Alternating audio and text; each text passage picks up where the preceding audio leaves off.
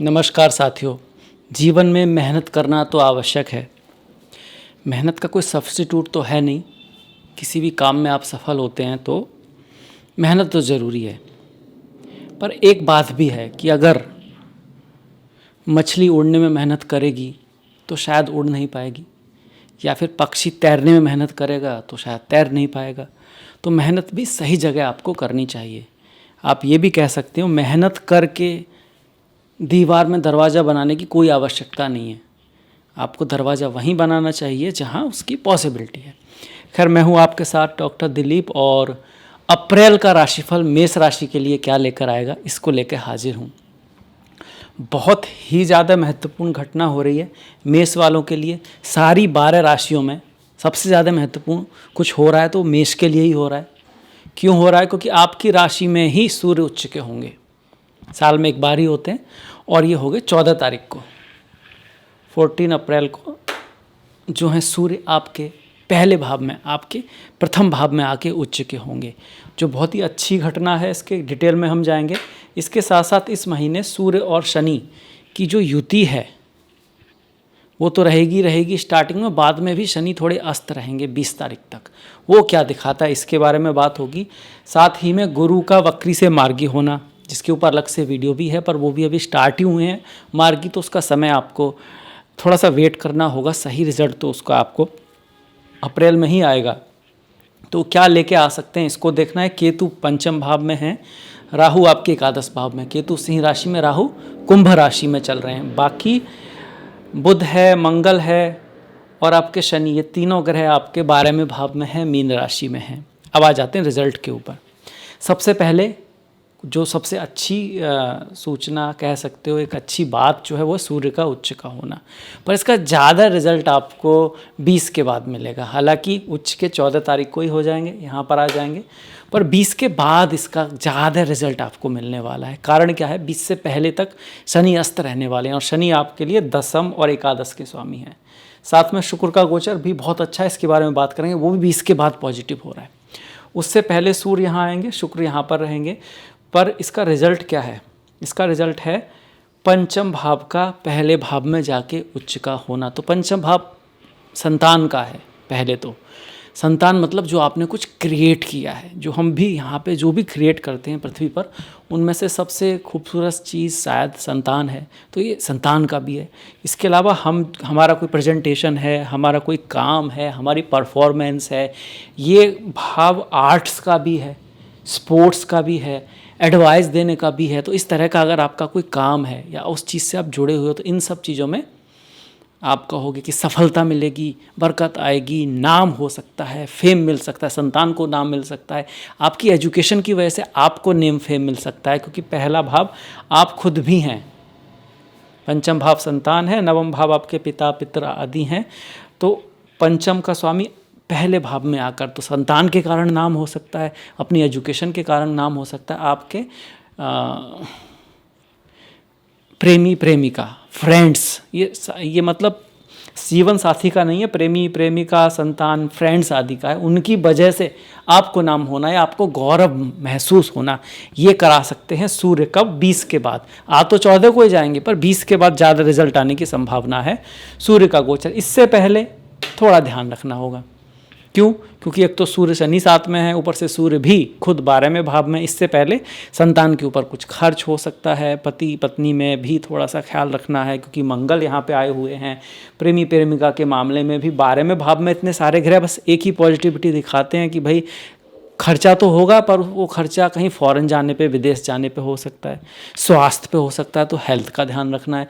राशि का स्वामी मंगल अपने से 12 में बैठा हुआ है, तो ये जन्म स्थान से दूर जाने की बात करता है, स्वास्थ्य पे थोड़ा ध्यान रखने की बात करता है, चीज़ों को कभी कभी छोड़ देने की बात भी करता है, एस्केपिज्म को भी दिखाता है। कभी कभी ये आपके जीवन में कुछ नेगेटिव विचार भी ला सकता है। अगर पहले भाव का स्वामी 12वें भाव में है तो पॉजिटिव होने की आवश्यकता है, कर्म करने की आवश्यकता है, सही समय पे कर्म करने की आवश्यकता है। 12वां भाव छुपा हुआ भी है, इसको हम कहते हैं हाइड, हिडन। हिडन बोलते हैं। तो ऐसे लोगों में कभी कभी कोई हिडन टैलेंट होता है जो कभी बाहर आ भी जाता है या नहीं भी आता। आप ये भी कह सकते हो कि उनके जो टैलेंट है ना, उसको बाहर आने का कभी कभी समय नहीं मिलता, या थोड़ा दिक्कत आती है, थोड़ा ज़्यादा प्रयास करना होता है, इसको भी हम कह सकते हैं। एक बात का और ध्यान रखना होता है, कभी कभी अगर इतने सारे ग्रह 12वें भाव में हैं तो हम खुद भी गलती कर देते हैं। हम कभी खुद भी कुछ ऐसा कर देते हैं जिसकी वजह से बाद में हमको दिक्कत आती है, तो वो हम ध्यान रख सकते हैं। अच्छा क्या है कि सूर्य उच्च के हो रहे हैं, पहली बात। उससे पहले करियर के मामले में, धन के मामले में भी ध्यान रखना है, क्योंकि शनि जो है अस्त रहेंगे आपके। 7.5 तो चल ही रही है, उसमें ये थोड़ा सा और भी है कि सूर्य से अस्त हो रहे हैं। 7.5 के जो नेगेटिव प्रभाव हैं वो ज़रूरी नहीं है सबके पास, सबकी लाइफ में आए, क्योंकि चंद्रमा अगर आपका मजबूत है, शनि की स्थिति अगर स्ट्रांग है, तो 7.5 आपको ऊपर ले जाती है, भले ही संघर्षों के साथ सही, भले ही प्रॉब्लम के साथ सही।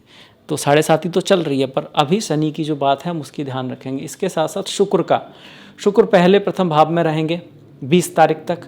उनका 20 तारीख तक यहाँ पर रहना पार्टनरशिप में या बिजनेस में आपको कोई पॉजिटिव चीज़ ला सकता है, पॉजिटिव चीज़ ला सकता है।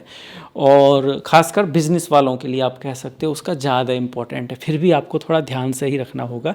ज़्यादा अच्छा तो 20 के बाद ही यहाँ दिखा रहा है।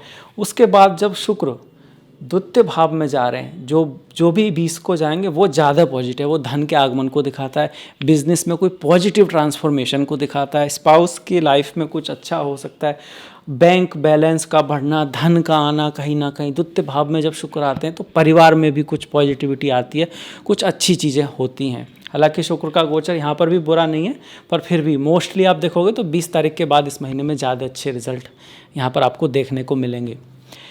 शुक्र के बाद गुरु पॉजिटिव हो रहे हैं। गुरु की दशा महादशा अगर है तो कहीं ना कहीं भाग्य आपका साथ देगा। आपके जो पैसा वैसा खर्च भी होगा तो सही चीज़ पर होगा। आप ट्रैवल वगैरह भी करेंगे तो उस ट्रैवल का आपको लाभ होगा। आप अगर कोई काम छोड़ेंगे भी तो उससे बेटर काम आपके पास आएगा। आपकी कुंडली में गुरु अच्छे होने चाहिए और उसकी दशा महादशा अच्छी होनी चाहिए, क्योंकि अब गुरु हो चुके हैं मार्गी। तीसरे भाव में जब गुरु होते हैं तो कहते हैं कि भाई कई बार अपॉर्चुनिटी ऐसी आती है जिसको हम करने का मन नहीं करता। आती तो है पर हमको ऐसा लगता है वो कठिन है।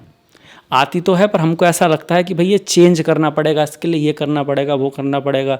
कई बार स्थान परिवर्तन जैसी स्थितियां पैदा होती हैं जिनको हम अवॉइड करना चाहते हैं, कि उसमें कुछ ना कुछ डिस्कम्फर्ट होता है। तो वो चीज़ भी यहाँ पे दिखती है। पर 1 2 3 4 5 पाँचवीं दृष्टि सप्तम भाव पर शादी विवाह के योग बनाती है। स्पाउस के साथ थोड़ा बहुत मतभेद होता है ईगो को लेकर, पर अच्छा है। और यहाँ पर तो बहुत ही बढ़िया है। 9th भाव पर अपने ही राशि पे दृष्टि आ रही है, तो हायर एजुकेशन के लिए बहुत बढ़िया रहेगा। कहीं ट्रैवल करना है आपको, धर्म को लेकर, एजुकेशन को लेकर, कुछ सीखने को लेकर, उसमें ये गुरु आपकी मदद करने वाले हैं। स्पिरिचुअलिटी आध्यात्म के लिए भी अच्छे हैं। और राहु का जो 11 भाव में प्रभाव है उसको शुभ कर रहे हैं यहाँ पे गुरुदेव। गुरु की 9वीं दृष्टि राहु पर आ रही है, राहु की 5वीं दृष्टि गुरु पर आ रही है। राहु की 5वीं दृष्टि गुरु पर आ रही है मतलब आपको थोड़ा बहुत ये ध्यान रखना है कि आपको अपनी बुद्धि का, ज्ञान का, इंटेलिजेंट का जो यूज करना है ना, वो आउट ऑफ बॉक्स तरीके से कर सकते हैं, पर वो लॉफुल होना चाहिए। आपके मन में अच्छे आइडिया आएंगे, पर इतना ध्यान रखें वो लॉफुल हों, क्योंकि गुरु राहु को स्ट्रॉन्ग कर रहे हैं। राहु गुरु को मॉडर्न बना रहे हैं। नए तरीके आपके माइंड में आ सकते हैं जो हेल्पफुल होंगे आपके लिए। बस आपको ये ध्यान रखना है कि चीज़ सही होनी चाहिए। राहु 11 भाव में लाभ कराते हैं, कई बार फॉरेन लैंड से, कई बार विदेशों से, कई बार आपको इम्पोर्ट एक्सपोर्ट से, कई बार टेक्नोलॉजी से लाभ करा देते हैं। पर कई बार राहु थोड़ा धोखे के चक्कर में गलती भी हो सकती है। फ्रेंड्स वगैरह में कोई ऐसा फ्रेंड निकल सकता है जो शायद जैसा दिखता है वैसा ना हो, क्योंकि राहु एक तरह का भ्रम भी है ना। राहु बोलते हैं ना कि दिखता है, छल बोलते हैं राहु को, कई बार माया बोल देते हैं हम, तो वो भी हमको थोड़ा सा ध्यान रखना है यहाँ पे। इसके साथ साथ गुरु हो गए, राहु हो गए। शनि की बात परिवार में थोड़ा बना के रखें, वाणी को थोड़ा सा मधुर रखें। शनि बुध मंगल सबकी दृष्टि 6ठे भाव पर है, स्वास्थ्य का विशेष ध्यान रखें। और भाग्य के भाव पर गुरु और शनि की दृष्टि पड़ रही है, तो हायर एजुकेशन के लिए, PhD आदि के लिए महीना बहुत बढ़िया है। विदेश आदि जाने के योग बने हुए। मंगल जब भी 12वें भाव में आए तो ये समझ लो आप कि थोड़ा सा मैरिज लाइफ में पार्टनर के साथ, भले ही बिजनेस बढ़ जाए पर जो पार्टनर है, बिजनेस पार्टनर है, लाइफ पार्टनर है, उनके साथ कुछ थोड़ा बहुत डिफरेंस ऑफ ओपिनियन होने का चांस रहता है।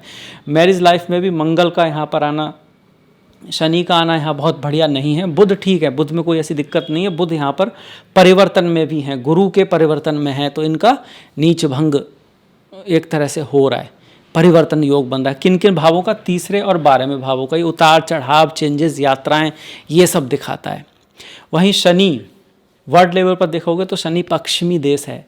शनि पेट्रोल है, डीजल है, केमिकल है, चमड़ा है, ठंडी चीज़ें हैं, ऐसे आइसक्रीम होती है क्योंकि सबसे दूर है ना सूर्य से, तो ठंडा भी है। थोड़ा बहुत जो आम जनता है उसको दिखाता है। सूर्य राजा है, शनि आम जनता है। और जो पेट्रोल है, डीजल, केमिकल जो मैंने नाम लिए, उनमें उतार चढ़ाव आ सकते हैं। वहाँ पर कुछ ना कुछ टैक्सेशन भी हो सकता है, पेट्रोल का, डीजल का, केमिकल का, तेल आदि जो होता है उसका। और आम जनता के लिए चीज़ें महंगी हो सकती हैं।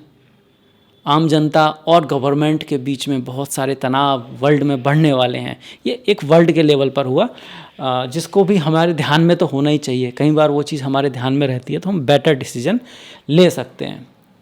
ये हो गया। अब इसके बाद राहु और केतु। राहु बहुत अच्छे हैं एकादश भाव में, गुरु की दृष्टि भी उनके पास आ गई है, तो आप महत्वाकांक्षी रहोगे, आप प्रयास करोगे। बस आपको चीज़ों को बीच में छोड़ना नहीं है। आपको थोड़ा सा अपने से बड़ों की, अपने से कह सकते हो कोई अगर नॉलेजेबल है तो उसको सुन लेना है, समझ लेना है।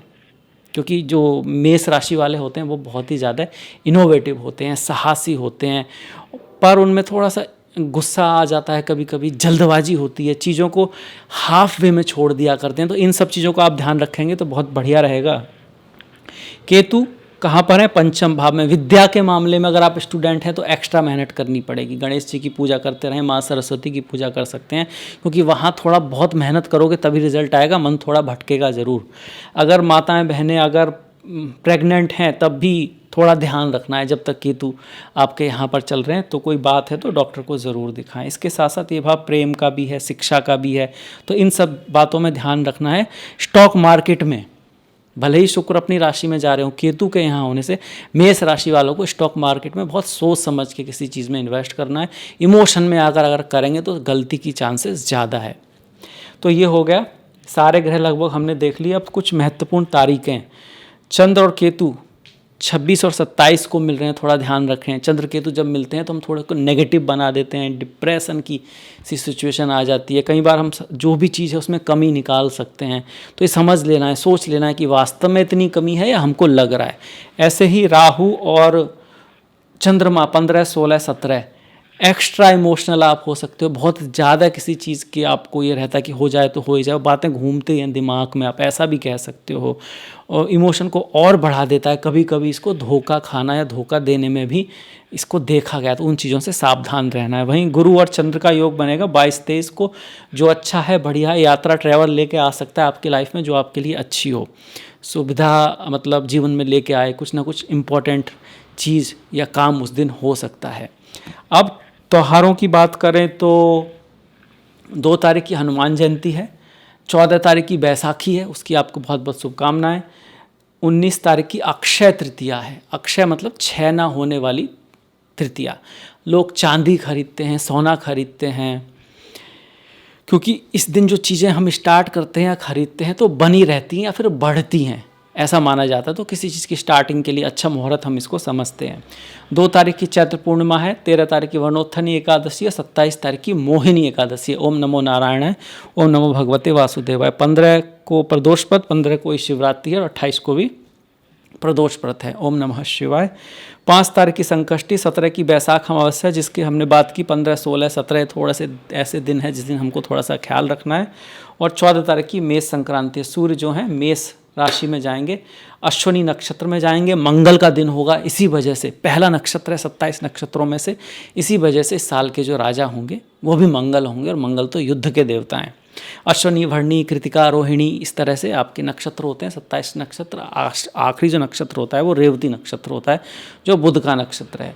तो जब पहले नक्षत्र में सूर्य आते हैं तो एक तरह से शुरुआत होती है नए समय की, नई बातों की।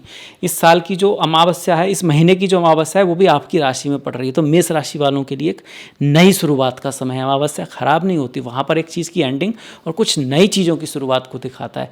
अब चूंकि ये काल पुरुष की कुंडली है तो आप ये भी कह सकते हो नई साल एक तरह से पूरी दुनिया में नई कुछ ना कुछ नया, नई नई चीज़ें स्टार्ट होंगी, कुछ ना कुछ बड़ा होगा, चीज़ें कुछ ख़त्म होंगी, कुछ नई बातों की शुरुआत दुनिया में होने जा रही है। तो ये था मेरी तरफ से मेष राशि वालों के लिए अप्रैल का राशिफल। कैसा लगा बताइएगा, कोई ना कोई कमेंट कीजिएगा। आपने देखा इसके लिए आपका बहुत बहुत धन्यवाद। नमस्कार।